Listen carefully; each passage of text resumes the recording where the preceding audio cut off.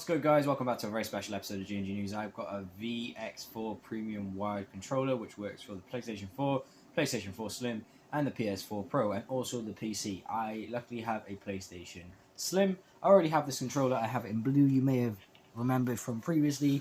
I bought the exact same controller for my partner. This is my third controller now. I obviously have a DualShock 4 as well, and obviously the blue controller that I've just showed you. So we're going to open this bad boy up, we're going to plug it in, and we're going to see what it's like. It should be exactly the same as the blue one that I already have, so we shouldn't really have any issues with it at all. The only thing that was a bit annoying, I bought the blue version around, well, just after Christmas actually, January sort of time, for £15. It was probably a January sale or something, and I went back into game, I tried to buy the same controller, and they said it was 25 quid, and I wasn't prepared to spend £25 on a second well, not a second controller, like a third-party controller. So I decided to have a look around town. I actually went into Argos and they were selling the exact same controller.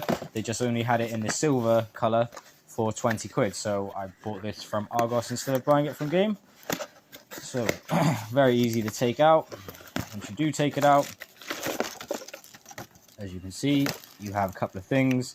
So, read before use, your controller is ready to go. Please connect via USB cable and then hold the home button to get started. If your controller has difficulty connecting in future, please ensure that you have updated your firmware to the latest version of Geo at www.gioteck.com/firmware, or alternately contact support at gioteck.com.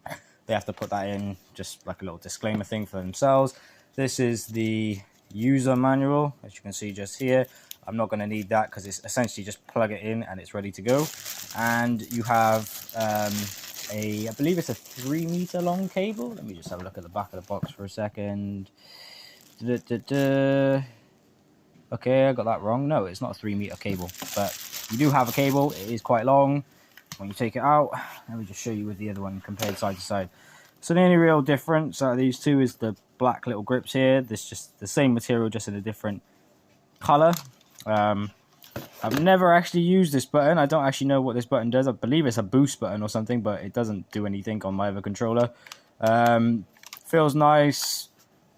You know, the biggest thing I'd say about this controller is I like the triggers. The triggers are very responsive for something that's quite cheap. We've got a smaller version of the touchpad. Obviously, that touchpad doesn't do anything. And it works completely fine. So what I'm going to do now is I'm just going to very quickly plug this up, load up a game quickly, or just maybe I might just use it on my home screen for a second and just show you it being used. And that'll pretty much be the end of this video. If you guys have seen my other videos, you'll see that I've recently just bought 4 Pokemon booster packs. So we now have 50 in total. So if Leechy comes over later today, I'll open all of them up. If he doesn't come over later today, we will definitely do them tomorrow, because he's definitely coming around tomorrow. Due to the weather, it is really messing up public transport and stuff like that. So anyways, just load up my PlayStation for a second, and then we will throw a game on. I hope you're all having a great day. It is horrible in Wales at this moment in time. Okay. Bear with me, guys.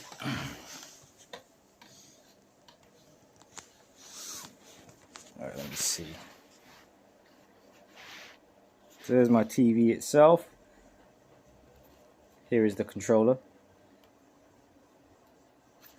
Now, you need to obviously press the home button to turn this bad boy on. Would help if I actually turn my PlayStation on.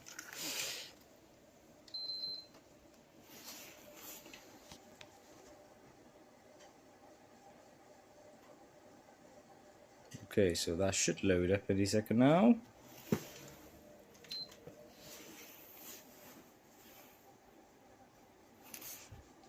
So as soon as my PlayStation decides to load, which it now has done. Okay.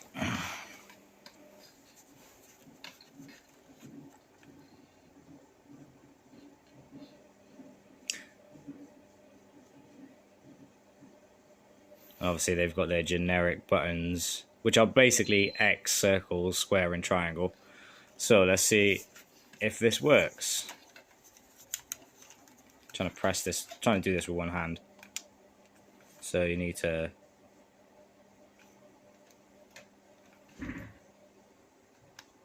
hold on. That should just... Maybe it's because I already had it plugged in. Okay, take it out. There we go. That indicates that it's on.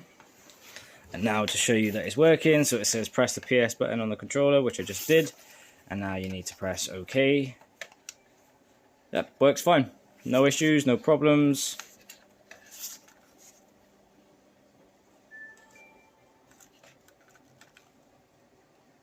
The only thing I'll say with this one is there's no hole on the bottom to plug in for a headset. So this will probably become my partner's controller, as she doesn't play with a headset at all. But as you can see, no issues, no problems. Yep, all works fine.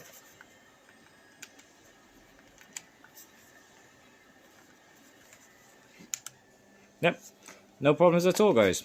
Like I said, only issue is no headphone port in the bottom here. And I'll show you on the same controller, headphone port in the bottom of that one there. Anyways, thank you for watching another episode of GMG News. Don't forget to subscribe, turn on post notifications if you haven't done already. Like this video if you think it deserves a like. Share it with your friends if you want other people to see this. Leave a comment in the comment section down below.